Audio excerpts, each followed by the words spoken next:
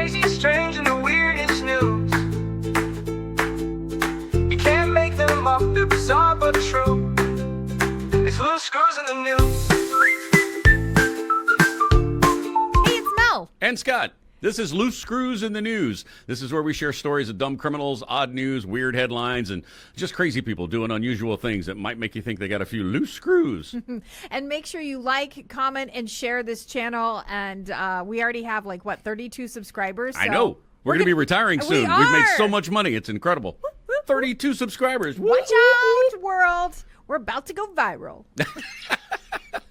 Yeah, seriously, share this with your friends. Tell them all about Loose Screws in the News. And, we're going to get better at this as we continue to do this. This is only our second podcast so far, so we're going to keep doing this till we get it right. High five to you, my friend. Whoop. Oh, you doubled it up. All right, I'll get us started. Did you hear about the, this is from CBC News up in Canada, eh? A Canadian man was pulled over and arrested while driving a Jeep, and outraged witnesses demand to know why. He wasn't speeding, and he appeared to be following all traffic laws. Was it because his Jeep was a child-sized pink Barbie Jeep? Oh, no. Yeah, I think we've all had those for our kids, right? Yes. That is possible. Casper Lincoln was seen wearing aviator sunglasses and driving the little pink toy Jeep in the street. He told police he was going to walk to 7-Eleven to get himself a Slurpee, but he was lazy, and he decided instead to borrow his roommate's daughter's Barbie Jeep. He squeezed himself behind the wheel and cruised down the road at a top speed of 3 miles per hour. Wow. I'm surprised it goes that fast. Right? Drawing laughs and cheers from other motorists. Yeah, I would have honked and waved.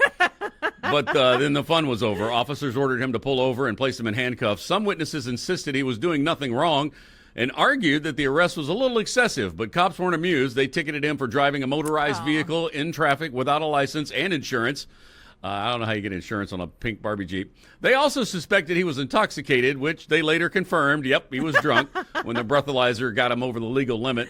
Mr. Lincoln says he plans to fight the ticket and the charge, but in the meantime, he's enjoying his new viral fame. He went from the Barbie dream house to the big house. I will admit, I did this once. You did? Yeah, I got in my kid's little pink Barbie Jeep and was riding down the road. Believe it or not, they're quick and they'll hold your weight. It's well, that's impressive. At least it did then. They're a lot of fun to drive. It's just hard to wedge yourself in and out. It is. So, It is. But you know what? I got to admit, some of those kids' Jeeps are pretty cool. They're cool. decked out, yeah. you know? You seem like the little Cadillacs and the Ferraris and yeah. Lamborghinis. And yeah. Yeah. That's as close as I'll get to one. But And they're, battery operated. So, he's saving money on gas, too. that's environmentally friendly.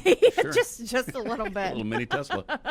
Hey, have you ever had any pest control issues? Oh, absolutely. Well, I'm sure you probably haven't had anything like this. Talk about some serious pest control issues. Thanks to NBC2, a Port Charlotte man went buggy in a supermarket checkout line. He sprayed a couple with bug spray over a fight because he thought they were line skipping. Oh, boy.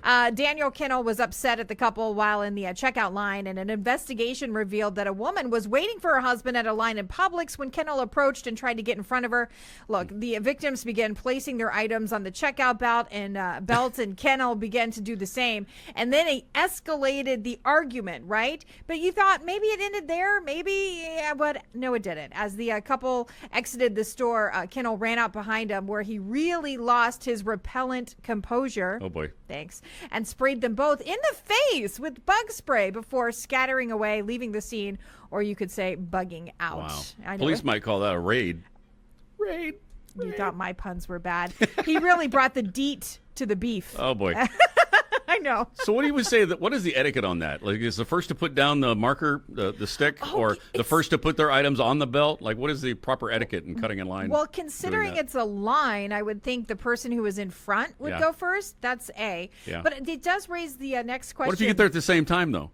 Oh, well, one person has to concede. One person has to go, no, you go ahead. No, you go ahead. So you have to have some manners. Yeah, just a little bit. Yeah. Just a tad, I would think. Well, let me tell you about this group of hikers. A bunch of hiking bros set out into the woods in upstate New York to enjoy the great outdoors. They thought it'd be a good time to consume a load of magic mushrooms while they were doing it.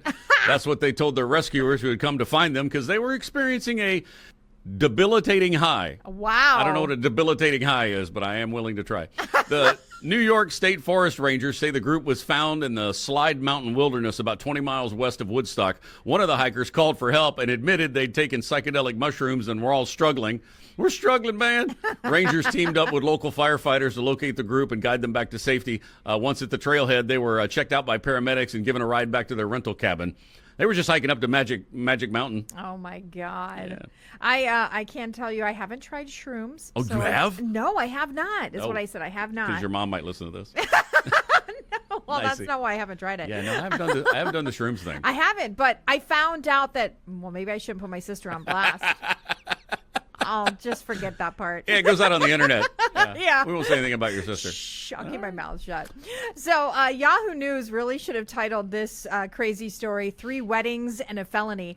A man in North Carolina is accused of having 3 wives at the same time. Oh, my goodness. Could you imagine? Yes, Look, I tried it. Look, I'm a wife, and I I can't. spaced them out, though. Yeah.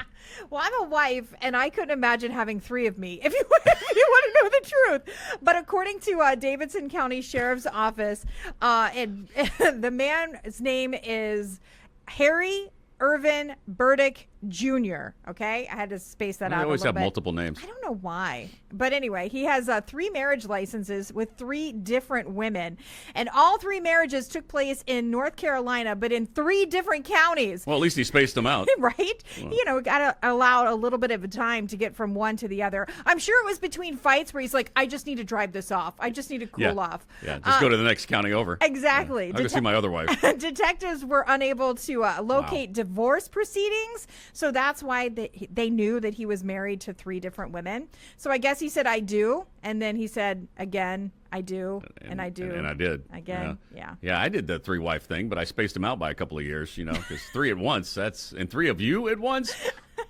Let's just leave that there. Wait. I already admitted. Officials said a Michigan State police helicopter found a woman who got lost in the state forest during the YouTube challenge. Maybe you heard about this. Troopers with the state agency were at the Pigeon River State Forest in northern Michigan to help find a missing 36-year-old California woman. Police said she was a contestant in a YouTube survival challenge, and she got lost in the woods. What's everybody going into the woods? State police K-9 searched for the forest, and then they called in a helicopter, and they finally found her. She was probably looking for the guys with the shrooms that were going up the Magic Mountain. That'd be my guess. Wouldn't you be looking for them too? So I got another great story for you. You know my love of scratch-off tickets. I'm a big scratch-off lottery person. Never Always leave have the been. grocery store without a handful. Well, okay, not a handful, but I do play a little bit every single week, you know. Well, a convenience store in Missouri was robbed of about $24,000 worth of scratch-off lottery games and a very sloppy inside job. I would like to think I would be better. Not that I would admit to stealing these, but anyway.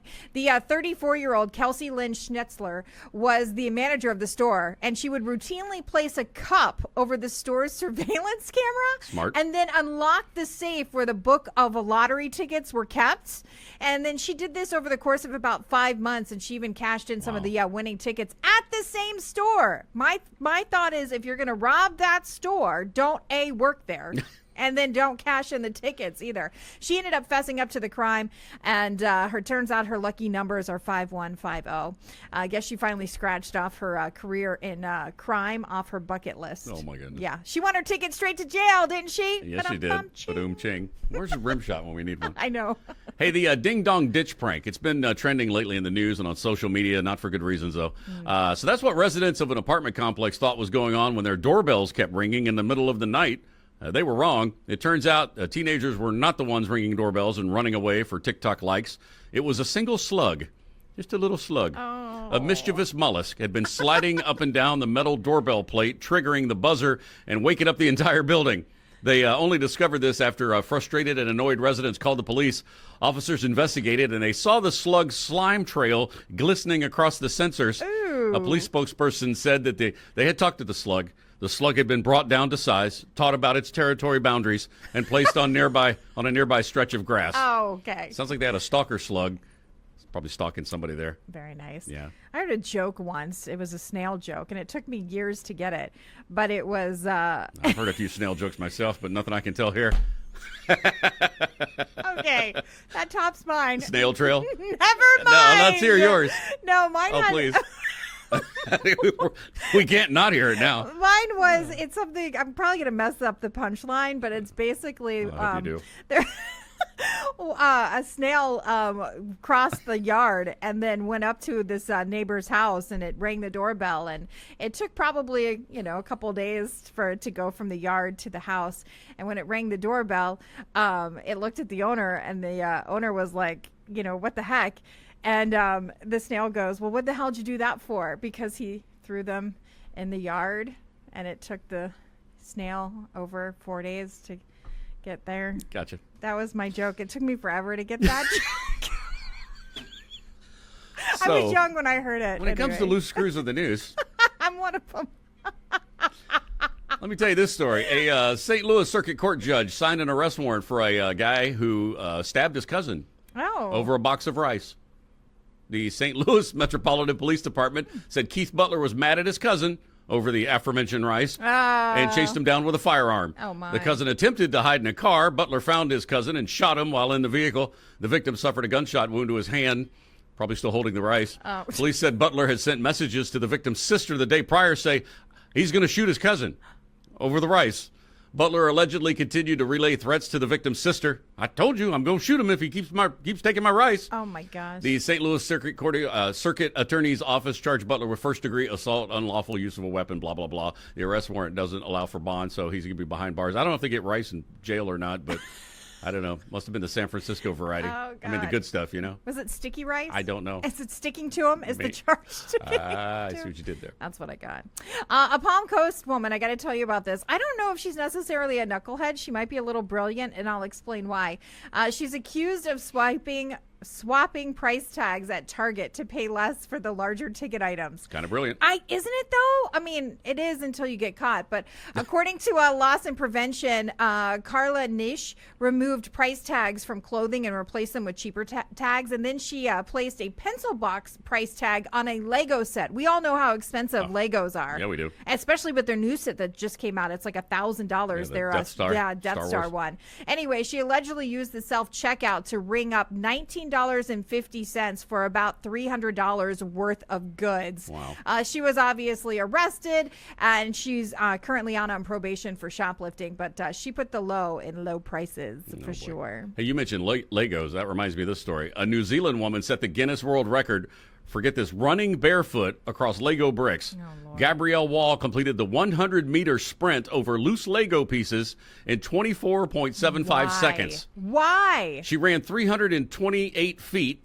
The track contains 661 pounds of Lego bricks. My feet are killing me just thinking about it. Miss Wall prepared for 2 months by going barefoot to develop calluses on her feet. Even attending a wedding without shoes. I'm sure she was the hit of that reception. I'm proud to have pushed myself to new limits, she said. The record organization, the Guinness Book, noted the mother of two has probably stepped on the plastic bricks more times than she can count. Guinness said Wall wore sunglasses, presumably to hide her tears from the pain of standing on all that Lego. Can you imagine? No, I just step on one in the carpet and I'm screaming words my kids have never heard before. What makes a person set that as their goal? As a Guinness World Record goal. Yeah, but who cares? I mean, that's a horrible record That's to a serious hold. who cares. All this has got us talking about it, so I guess loose screw so. to me. I guess so. A woman is facing charges in Minnesota after backing into a police car over the weekend. That's definitely not something you want to back into. But police, the how do you say this? Shaka Khan. Anyway, the police department says officers responded to a dangerous driving complaint after a vehicle was seen swerving, driving the wrong way, and then driving through someone's yard. An officer pulled the car over, but the driver put the vehicle in reverse and backed it into the patrol car. A breath test at the jail showed the woman's blood alcohol level was like 0.3, which is nearly 4 times the legal limit. Talk about backing the blue. Well, we're talking drinking. An Orlando bartender allegedly stabbed a patron 10 times and made some crude remarks about the victim's dead mother all over a bar tab. 30-year-old Jason Rosario faces a charge of attempted second-degree murder in the incident that occurred at Grumpy's Underground Bar. Yeah, Grumpy's. The victim told cops the argument started when Rosario charged him for drinks that were not served, according to police. Cops noticed 10 stab wounds to his body, and the victim was taken to the hospital. While officers were investigating, the bar owner came up to them and said, "Saucy stabbed somebody, and it's not okay," according to the affidavit. She identified the suspect as Rosario, a.k.a. Saucy. The owner described Rosario as a hothead and said that she'd been planning on firing him. He can only work 3 shifts. According to the affidavit, he remains in the Orange County Jail without bond. Wow. So, yeah. Well, what do you expect? The place is called Grumpy's. Right. I choose Happy's. Which is where I'm headed now. That's going to do it for this episode of Loose Screws in the News. Yay! Be sure and subscribe right down there at the bottom. Comment, share. Comment, share. Yes, All of please. And tell everybody about it. And we'll see you next time. Crazy, strange, and the weirdest news. You can't make them up, they're bizarre but true. It's Loose Screws in the News.